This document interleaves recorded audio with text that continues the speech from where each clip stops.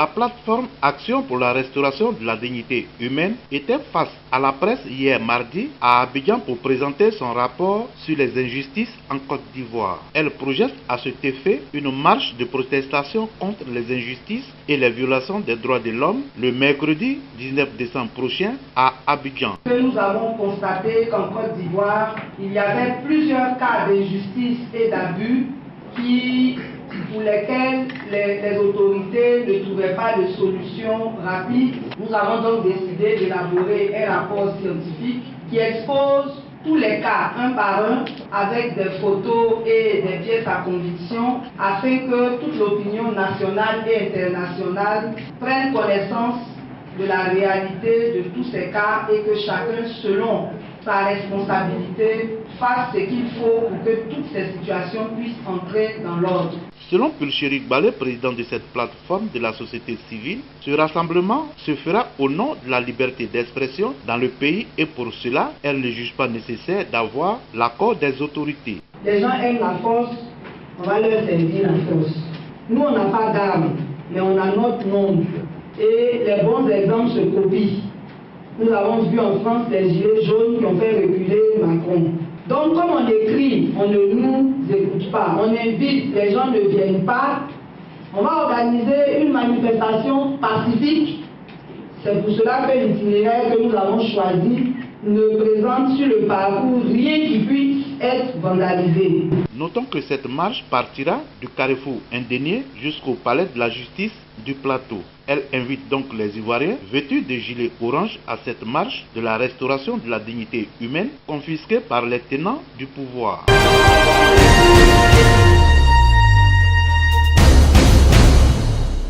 L'accord de siège de l'Observatoire africain des migrations a été signé ce 10 décembre 2018 à Marrakech entre les représentants de l'Union africaine et du Maroc. Notamment, le ministre marocain des Affaires étrangères et de la coopération internationale, Nasser Bourita, et le président de la Commission de l'Union africaine, Moussa Faki Mahamat. Cette institution qui sera basée à Rabat permettrait alors de faciliter les affaires migratoires du continent. Les missions de cet observatoire africain des migrations sont la collecte des informations, le développement des échanges et la facilitation des coordinations entre les pays du continent et ceci sur les questions migratoires. Selon le président de la Commission Union africaine, il s'agit d'un outil important pour faire des analyses sur le phénomène de la migration, mais aussi avoir des statistiques fiables et proprement africaines. Dans le même bain, Moussa Faki Mahamat a ajouté qu'il est temps pour les Africains de gérer par eux-mêmes cette question migratoire.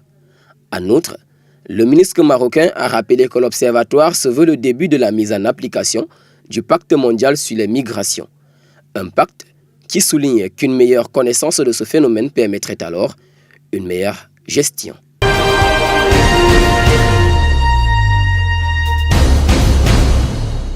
Un décaissement de 22 millions de dollars a été accordé par le Fonds monétaire international ce 10 décembre 2018 au Bénin. Ceci pour soutenir le programme des réformes économiques et financières visant à préserver la stabilité macroéconomique du pays. Ce financement qui achève la troisième revue de l'accord avec le Bénin au titre de la facilité élargie de crédit porte le total de décaissement au titre de l'accord à environ 88,1 millions de dollars américains. L'accord triennal avec le Bénin pour un montant d'environ 154,2 millions de dollars américains a été approuvé le 7 avril 2017 et a pour objectif de relever le niveau de vie des Béninois. Pour Mutsuhiro Furuzawa, directeur général adjoint du FMI, la performance du pays dans le cadre du programme appuyé par la FEC reste solide et la position budgétaire s'est améliorée significativement, principalement en raison de la maîtrise des dépenses. La dynamique de croissance continue et les perspectives économiques à moyen terme sont favorables, portées par la hausse de la demande émanant du Nigeria et un meilleur climat pour l'investissement privé.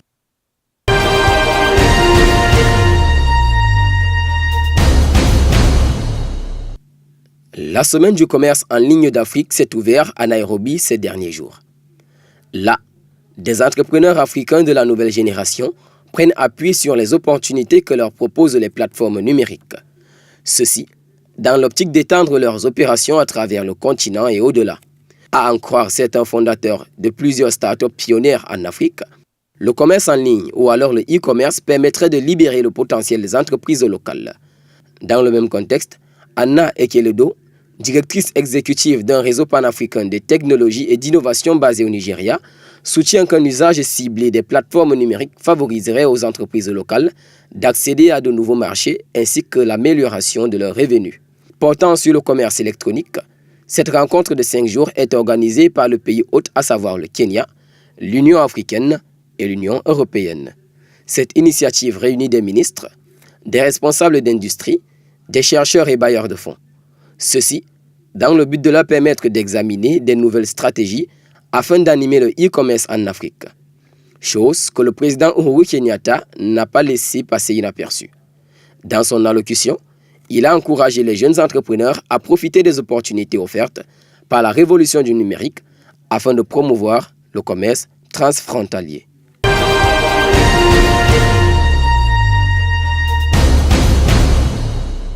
La garde à vue et la détention préventive telle qu'encadrée par les articles 236 et 237 du Code de procédure pénale, voilà qui constitue la trame de fond de la réunion annuelle des chefs de cour d'appel et des délégués régionaux de l'administration pénitentiaire, retrouvés à Yaoundé les 10 et 11 décembre 2018 sous la présidence de Laurent Esso, ministre d'État, ministre de la Justice, garde des Sceaux.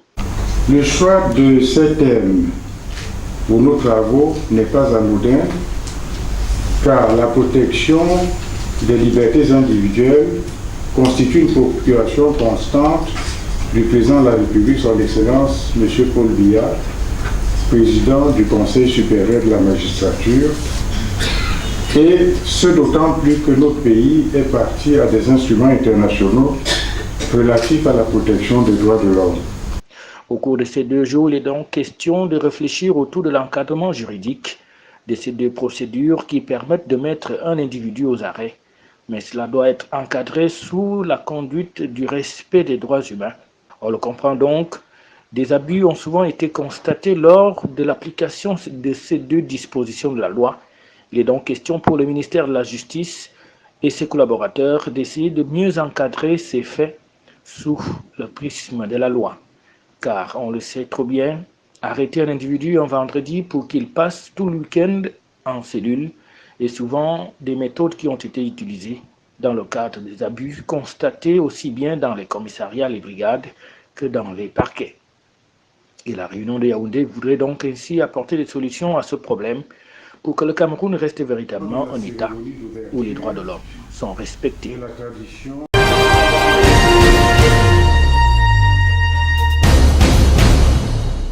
La grande messe culturelle des étudiants au Cameroun s'est ouverte mardi 11 décembre 2018. Le Festival universitaire des arts et de la culture UNIFAC est à sa 6e édition sur le campus de l'école des travaux publics à Yaoundé qui abrite l'événement.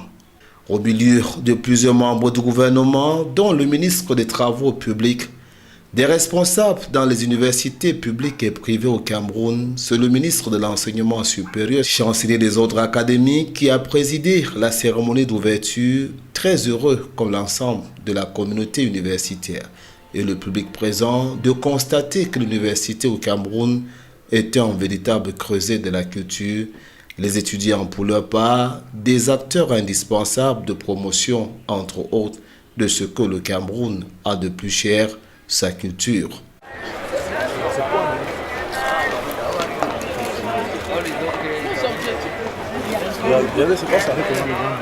C'est plus de 1000 participants au total, étudiants et encadreurs venus des 4 coins du Cameroun qui ont fait le déplacement de Yaoundé. Et nous sommes la première institution privée au Cameroun à se démarquer pour l'UNIFAC. Les autres nous ont suivis. Donc vous voyez que nous donnons une place importante à la culture. Importante pourquoi? Parce que nos étudiants ont besoin de rester, de s'enraciner et de savoir que le Cameroun est grand, avec beaucoup de culture. Et ceci aussi permet à nos étudiants de ne pas toujours exporter, importer la culture des autres. Se rappeler que nous aussi nous avons une culture.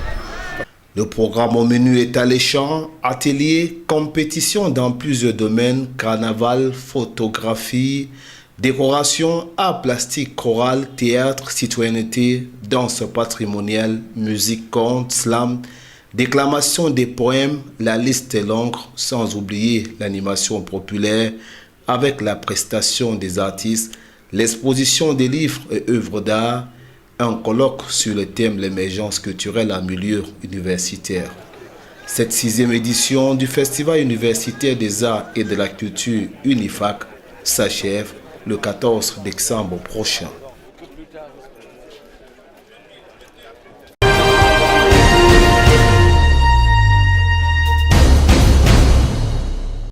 C'était l'une des toutes premières de l'ICAR. La conférence internationale des archives va se tenir depuis sa création en 1948 sur le sol africain.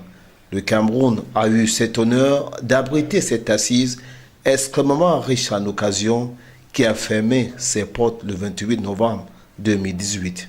Face aux multiples problèmes rencontrés dans le secteur des archives à travers le monde, les participants sous la conduite d'éminents experts y ont apporté des réponses salutaires si elles sont mises en œuvre. Défis de la protection et la préservation du patrimoine documentaire, défis de la numéralisation et de la formation, défis même de la promotion du métier des archivistes, du développement des programmes, des politiques et des institutions d'archives. La liste est longue. Yaoundé a tracé la voie et suscité l'espoir sur le continent africain où la problématique des archives est un véritable enjeu de développement. C'est plus de 500 archivistes et autres acteurs du secteur, des membres du Conseil international des archives et de nombreuses organisations qui ont fait le déplacement du Cameroun, sans oublier le public venu très nombreux. Tout ce monde a salué à la fin la Bible des résolutions rédigée dans le cadre de cette assise, marquée aussi par des souvenirs que certains ont ramenés dans leur bagage. Placée sous le patronage du président de la République du Cameroun et sous le thème Archives, gouvernance, mémoire et patrimoine, la conférence annuelle du Conseil international des archives a été ouverte le 26 novembre par le Premier ministre camerounais.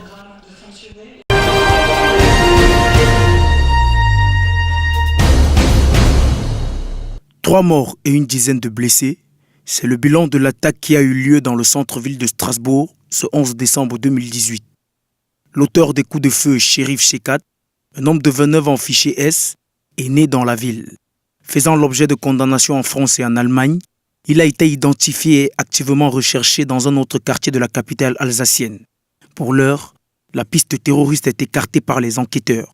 Rendu sur place, le ministre de l'Intérieur, Christophe Castaner, a déclaré que le pays était en urgence attentat. Ces attaques interviennent alors même que la France traverse une période de tension sociale intense causée par le mouvement des Gilets jaunes. Toutefois, le confinement de la ville a été levé, mais les manifestations programmées ont été interdites. Le président de la République, Emmanuel Macron, a convoqué à cet effet un conseil de défense et le parquet de Paris a ouvert une enquête pour assassinat, tentative d'assassinat en relation avec une entreprise terroriste.